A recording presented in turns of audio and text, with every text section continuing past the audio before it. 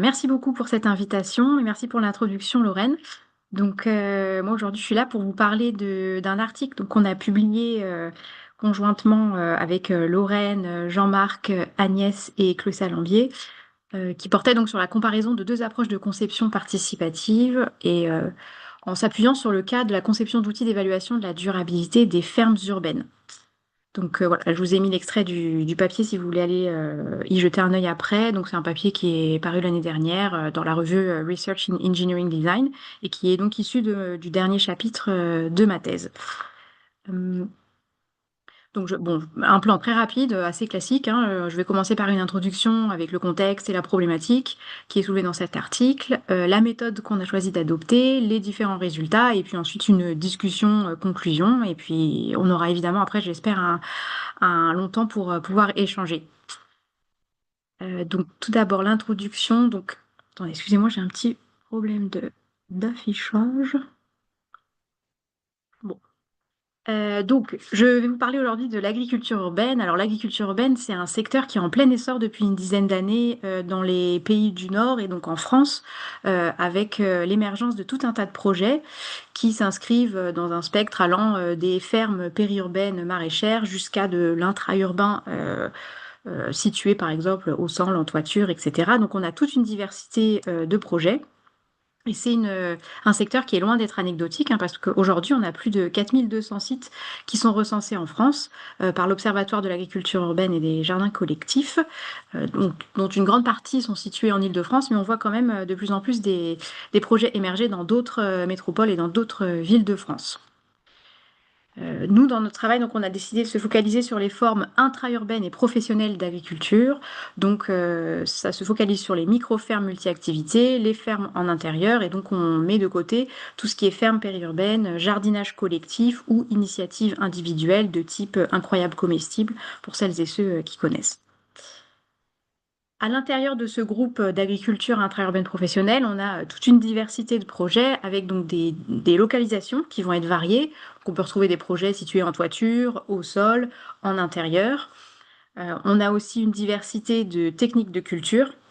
Certains projets qui vont cultiver en bac ou en sac dans le cas des champignons. On a des projets qui vont cultiver plutôt en hydroponie, aquaponie, aéroponie ou alors en pleine terre. Et puis on a aussi pas mal de projets qui vont combiner ces différentes techniques de culture, voire même parfois une combinaison de localisation et techniques de culture. Ensuite, on a une diversité de fonctions. Donc, ces projets donc, se revendiquent comme produisant des denrées alimentaires en ville, mais pas que. Il y a beaucoup de projets aussi qui s'appuient sur par exemple, des services de type atelier pédagogique, activités d'insertion, tout ce qui est lié aussi à la lutte contre la précarité alimentaire, la sensibilisation à l'alimentation, fruits de saison, des services environnementaux aussi liés à la biodiversité, le recyclage des déchets urbains, etc. Donc tout un tas de fonctions qui vont s'articuler à l'intérieur de ces projets et bien souvent des projets donc, qui vont combiner aussi un bouquet, on va dire, de fonctions. Et puis, on a aussi une diversité d'acteurs, donc un écosystème d'acteurs qui est assez spécifique à l'agriculture urbaine. On retrouve à la fois des porteurs et des porteuses de projets, donc qui peuvent être des associations, entreprises ou collectivités qui déploient les projets, les gèrent au jour le jour, et puis des bailleurs, donc qui peuvent être des collectivités, promoteurs immobiliers, aménageurs, bailleurs sociaux, fondations, qui vont mettre à disposition le foncier et ou des financements pour développer ces projets. Et puis enfin, on a des expertes et experts, donc plutôt issus de structures de conseil ou de la recherche, qui vont appuyer les porteurs et porteuses de projets et les bailleurs dans le développement des projets d'agriculture urbaine et les aider donc à la fois à imaginer les projets et puis ça peut être aussi dans le suivi à plus long terme. Et donc ces acteurs-là, ils ont besoin d'évaluer la durabilité de leur projet. Donc ça peut être, par exemple, pour des collectivités, au moment du lancement d'un appel à projet, ils peuvent avoir à comparer différentes propositions de projet pour choisir un lauréat. Ou ça peut être, pour un porteur de projet, faire du pilotage d'un projet qui est en cours, pouvoir identifier des forces, des faiblesses et puis améliorer le, le fonctionnement de son projet.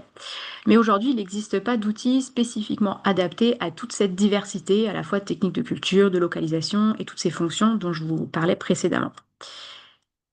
Donc il est nécessaire de créer un outil qui serait spécifiquement adapté au cas de l'agriculture intra-urbaine professionnelle.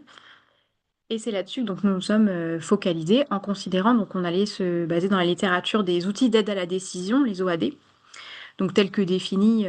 Donc c'est un outil généralement sous forme de logiciel ou de plateforme qui est conçu pour aider des décideurs à prendre des décisions. Souvent c'est illustré visuellement à l'aide de tableaux de bord, de graphiques, de radars, etc. Et ça permet de guider les utilisateurs à travers les différentes étapes logiques qui vont leur permettre de prendre une décision. La littérature nous montre qu'au niveau des OAD, bien souvent, ils sont peu utilisés in fine par les utilisateurs et les utilisatrices, notamment à cause d'un manque d'implication de ces derniers dans la conception.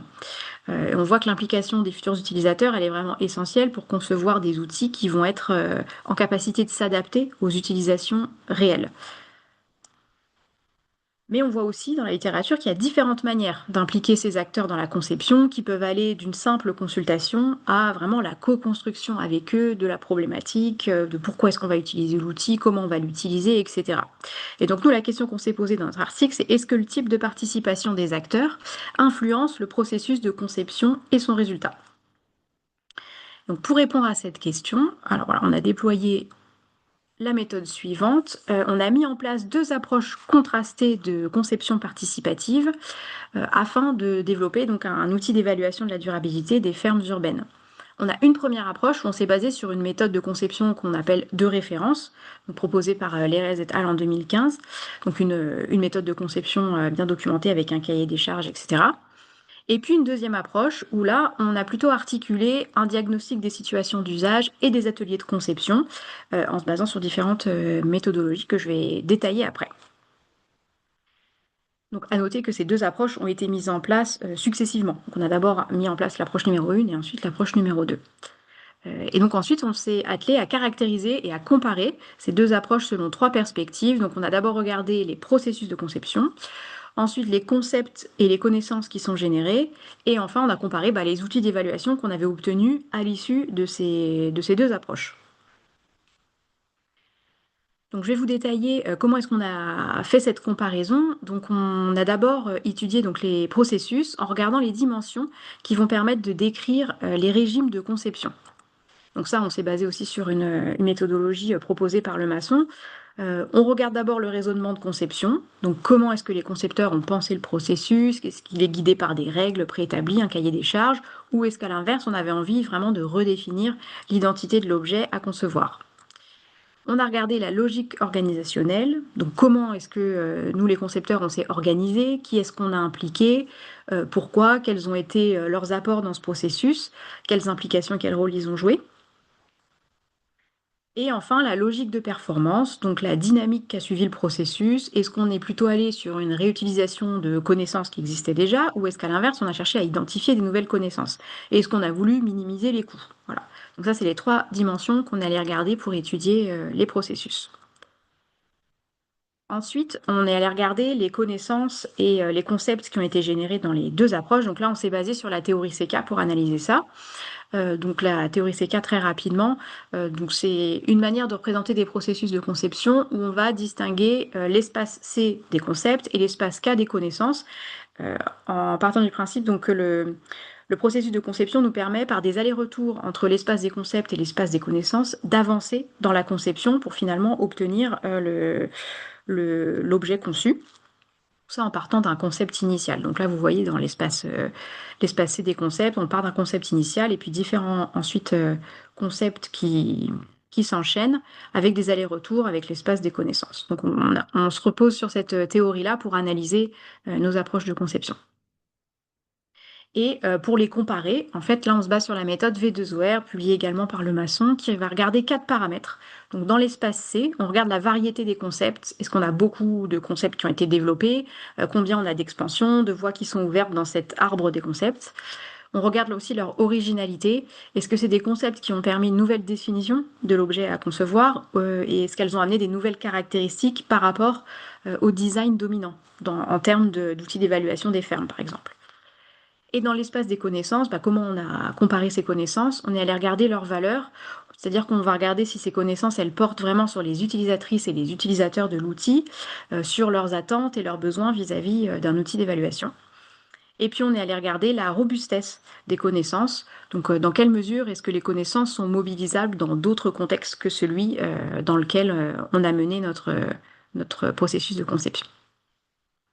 Et puis enfin, donc la troisième dimension qu'on a comparée, c'était les objets issus des processus, donc nos outils. Chaque approche a abouti à un outil d'évaluation. Donc on est allé regarder ces deux outils pour ce qui est de leurs usages, pourquoi est-ce qu'ils sont utilisés, quels usages on a envisagés, à quel moment dans la vie du projet ils sont utilisés, qui va les utiliser finalement, ces outils d'évaluation, est-ce qu'ils sont difficiles, complexes à prendre en main, ou est-ce qu'au contraire ils sont très faciles d'utilisation et intuitifs, quel va être le rôle d'utilisateur dans cet usage de l'outil. On est allé regarder aussi les interfaces de l'outil, donc vous verrez que les deux outils obtenus sont complètement différents. Ils ne sont pas du tout développés sur les mêmes supports, on n'a pas forcément les mêmes sorties aussi en matière d'évaluation.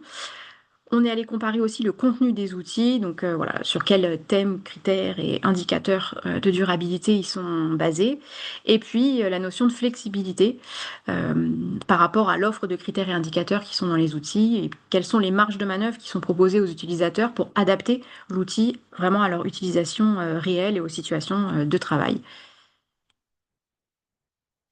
Donc voilà les trois grandes dimensions sur lesquelles on a comparé nos deux approches, et donc maintenant je vais rentrer dans le vif du sujet, c'est-à-dire les résultats. Donc, si vous vous souvenez, notre première dimension qui nous permet donc de comparer les deux approches, c'était les processus. Donc, pour les processus, on a schématisé les approches sous forme, on va dire, de frise chronologique. Et puis, donc, on regardait au niveau de l'analyse le raisonnement de conception, la logique organisationnelle et la logique de performance. La première approche, c'était une approche donc basée sur une approche dite de référence. Donc on est parti, on a suivi les étapes qui sont proposées par les et al. On part d'un cahier des charges. Donc ce cahier des charges, il a été élaboré par nous en tant que conceptrice de l'outil. On a réfléchi au concept de l'outil et déjà à ses interfaces, à quoi est-ce qu'il allait ressembler.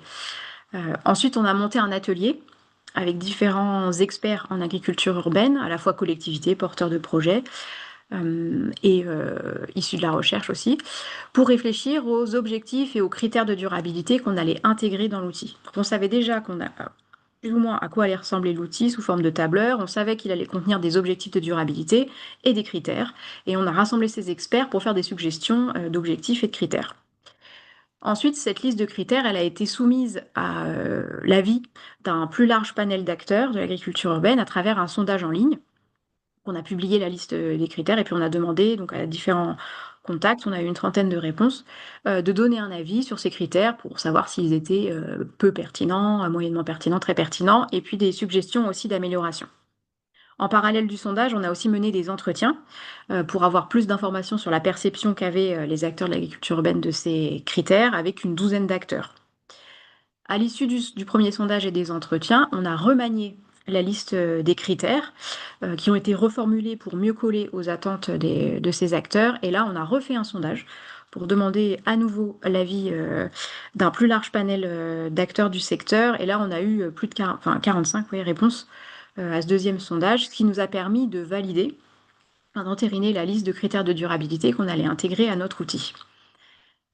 Ensuite, pour décliner jusqu'au niveau des indicateurs, là, on a mené un certain nombre d'entretiens avec des experts où on leur a suggéré une liste d'indicateurs qui était à la fois issue de la littérature et puis construit par nous, les conceptrices, en fait, pour coller spécifiquement au domaine de l'agriculture urbaine.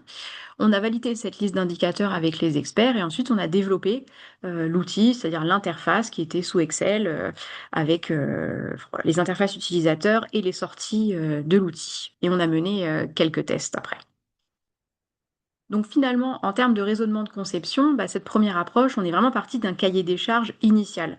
Les propriétés de l'outil, elles ont été fixées dès le démarrage. On savait à peu près à quoi on allait arriver en fait à la fin du processus de conception. Et c'est une démarche qu'on peut qualifier de centrée sur l'outil. Au niveau de la logique organisationnelle, on a quand même un grand nombre d'acteurs qui ont été sollicités, plus d'une centaine, même si on considère que certains répondants du premier sondage étaient aussi répondants du deuxième. Mais on a essayé de toucher une un grand nombre d'acteurs en ayant en tête que le secteur de l'agriculture intra-urbaine professionnelle à cette époque-là, donc en 2018-19, c'était quand même un secteur assez restreint. Donc on avait quand même réussi à ouvrir assez largement le, notre atteinte, on va dire, des acteurs de cette filière. Et au niveau de la logique de performance, bah, on a plutôt réutilisé des connaissances qui étaient existantes. C'est-à-dire qu'on a utilisé une méthode de conception qui était de référence publiée. On s'est basé aussi sur des indicateurs qui étaient issus de la littérature. Enfin, voilà, et un modèle d'outils d'évaluation qui était largement inspiré aussi des outils qu'on utilise pour évaluer la durabilité des fermes rurales, type les outils IDEA. Voilà, donc c'était aussi dans une volonté d'avoir une démarche assez rapide, en minimisant les coûts et donc en s'inspirant, on va dire, du design dominant.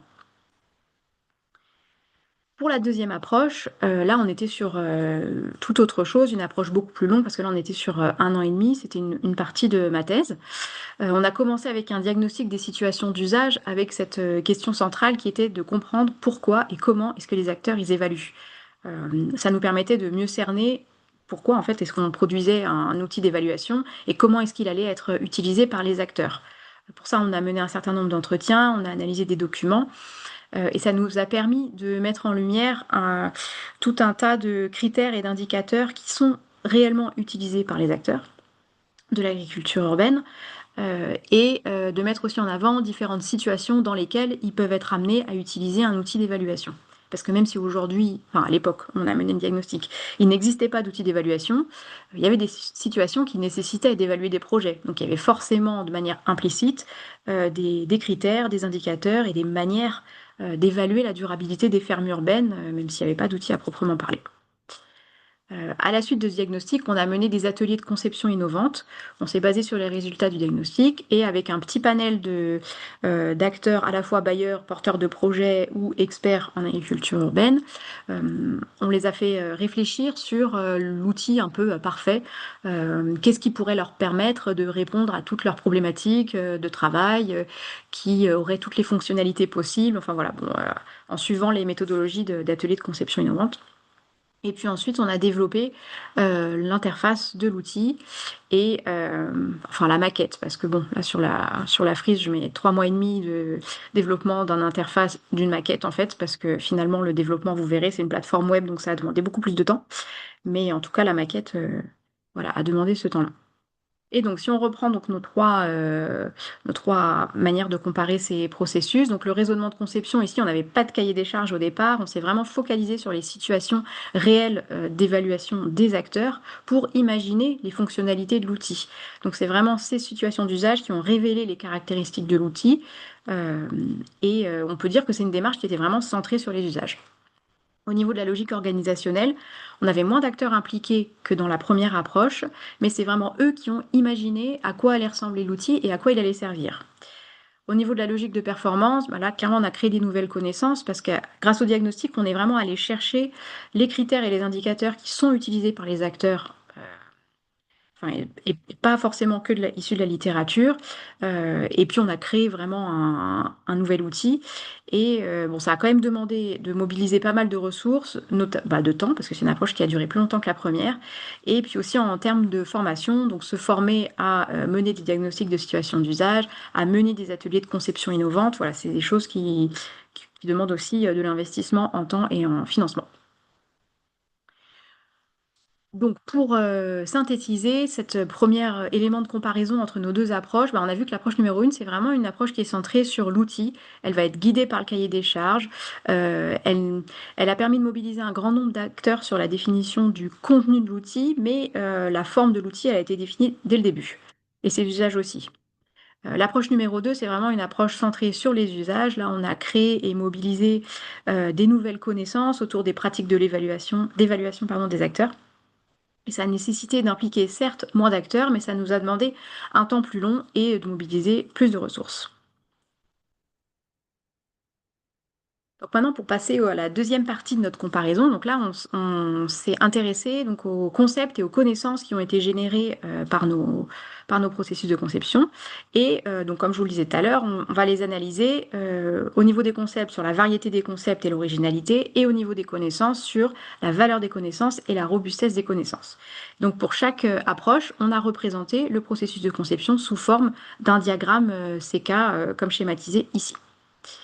Pour la première approche, voilà ce que ça donne. Donc, on a un processus qui part de notre concept initial, qui est l'outil pour évaluer la durabilité de l'agriculture intra-urbaine professionnelle.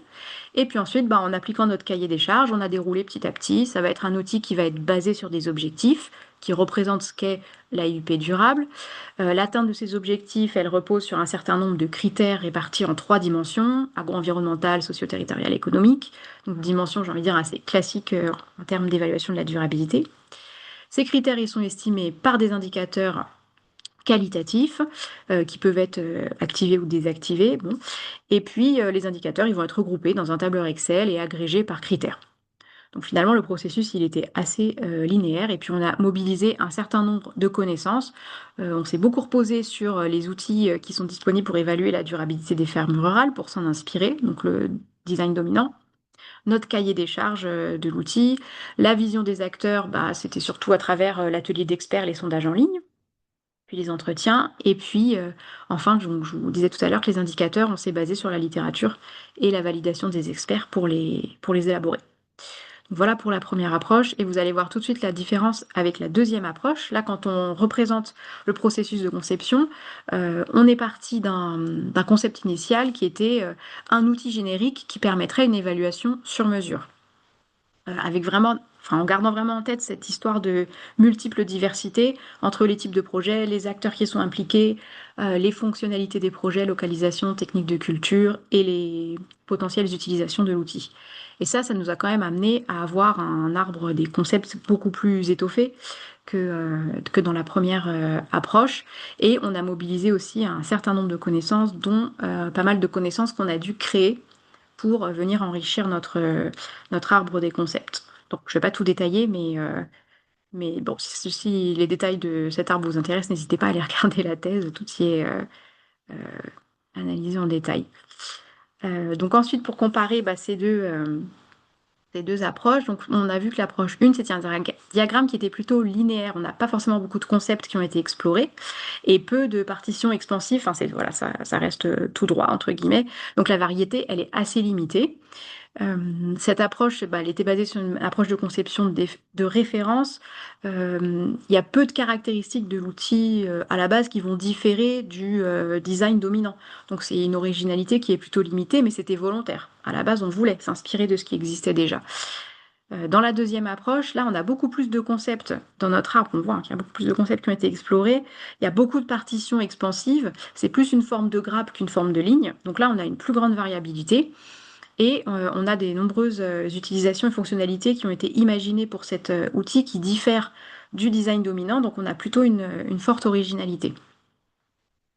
Au niveau des connaissances, dans la première approche, on a vraiment développé des connaissances sur la manière dont les acteurs imaginent une agriculture intra-urbaine durable, mais pas vraiment sur ce qu'ils attendraient d'un outil d'évaluation ou comment ils l'utiliseraient. Euh, Ensuite, on peut dire quand même que les connaissances qui ont été générées grâce à cette approche, elles pourraient être utilisées par les bailleurs, les porteurs de projets ou les experts dans des situations similaires, type autres pays du Nord par exemple, donc plutôt une bonne robustesse. Au niveau de l'approche numéro 2, les connaissances qui ont été générées, elles éclairent vraiment les besoins et les attentes des acteurs, notamment grâce au diagnostic des situations d'usage et à la coordination avec les ateliers de conception. Donc, la valeur, elle est plutôt forte, et les connaissances qui sont générées, elles vont concerner des projets d'agriculture intra-urbaine enfin, dans un contexte français, beaucoup Île-de-France en plus à l'époque. Bon, les connaissances qui ont été générées dans le diagnostic, elles sont vraiment difficilement transposables à d'autres situations, donc c'est une robustesse qui est là un peu plus limitée. Ensuite, donc, sur la troisième et dernière partie de cette comparaison, on s'est intéressé aux outils d'évaluation. Donc, enfin, à quoi nos processus sont aboutis. Là, je vous ai mis quelques extraits des tableaux de sortie, mais donc l'approche numéro 1, donc le premier outil, c'est un tableur Excel avec différents onglets. Il y a un premier onglet où on a des encadrés de ce type, où les acteurs vont venir mettre une réponse par oui ou par non pour chaque indicateur. Donc, par exemple, pratique d'association de culture, oui, non, nombre d'espèces cultivées, etc. Et ensuite, les indicateurs sont agrégés par critères pour donner une petite jauge de ce type pour indiquer si, au niveau de ce critère, le projet est jugé non durable, moyennement durable, très durable, etc.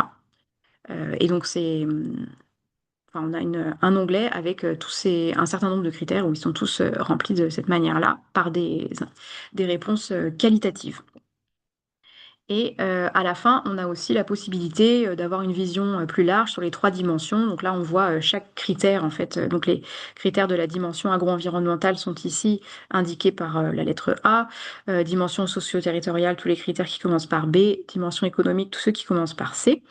Et à chaque fois, bah, chaque critère prend la couleur de la jauge. Et ça permet d'avoir une vision plus globale des points forts et des marges de manœuvre ou des points d'amélioration sur lesquels il faudrait se focaliser sur chaque projet.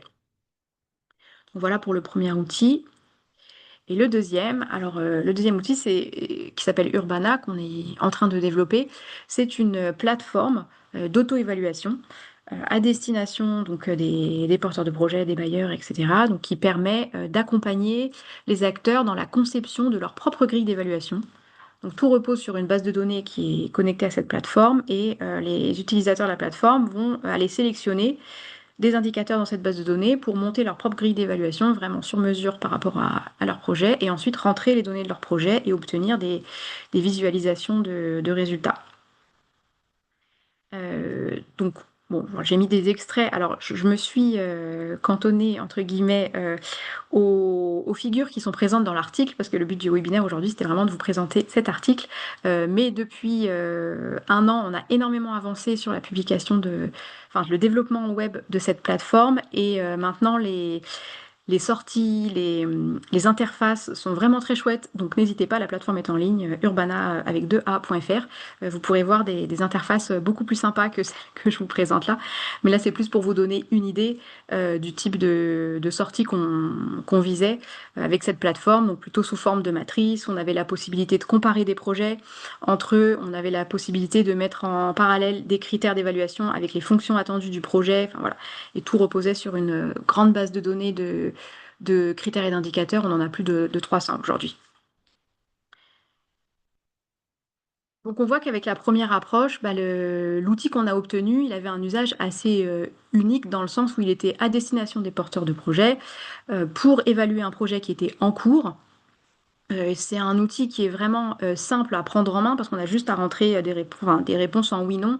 Il a été pensé pour être utilisé facilement en autonomie, demander un temps court pour enseigner les indicateurs. Les interfaces, elles sont plutôt simples. Voilà, on a une entrée par les indicateurs, une sortie par les critères avec les jauges et à la fois la représentation graphique sur les 3 piliers. Et il est basé sur un contenu donc, de 6 objectifs, d'une vingtaine de critères et de 81 indicateurs qualitatifs. La flexibilité de l'outil, elle est vraiment restreinte, puisque l'utilisateur, bah, il est contraint d'utiliser les indicateurs qui sont proposés ici. La seule marge de manœuvre qu'il a, c'est de pouvoir désactiver certains indicateurs si vraiment ils ne correspondent pas à son projet, du type certains indicateurs qui étaient liés par exemple à la gestion de la pollution, bah, c'est moins pertinent quand on n'est pas en pleine terre, et des indicateurs qui sont liés à des localisations en toiture, bon, voilà, vont pas être adaptés à des projets situés au sol. L'outil issu de la deuxième approche, Urbana, bah, il a des usages vraiment multiples. Il peut être utilisé en individuel ou en collectif, à la fois par les porteurs de projets, les bailleurs, les experts. Son utilisation, on imagine que ça va quand même demander un temps d'appropriation un peu plus long, voire même peut-être une formation. C'est vraiment un outil de conception de sa propre grille d'évaluation. Donc voilà, c'est une autre démarche par rapport à la première approche. Les interfaces sont plus complexes, donc c'est une plateforme web. On a des entrées et des sorties qui sont multiples.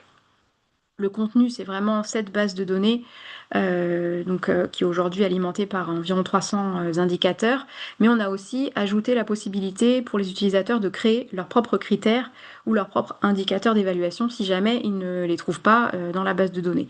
Donc on a vraiment voulu créer quelque chose de très sur mesure et très flexible. Donc cette flexibilité, bah, ça fait qu'il y a de nombreuses manipulations qui sont demandées quand même aux utilisateurs. Donc c'est pas si facile à prendre en main, mais ça permet aussi d'avoir des évolutions possibles par la suite, agrémenter la base de données, voilà. Et, et de la faire évoluer dans le temps en fonction aussi de l'avancée des connaissances ou des pratiques des utilisateurs. Donc finalement, notre papier, il a permis déjà de comparer deux approches de conception en proposant un cadre conceptuel. Euh, on avait noté qu'il y avait quand même pas énormément de méthodes standardisées pour évaluer les approches de conception. Là, on propose un cadre qui est assez structuré pour analyser des approches de conception sur les trois niveaux, donc à la fois les processus, les connaissances et concepts générés, et puis les outils, enfin les objets obtenus.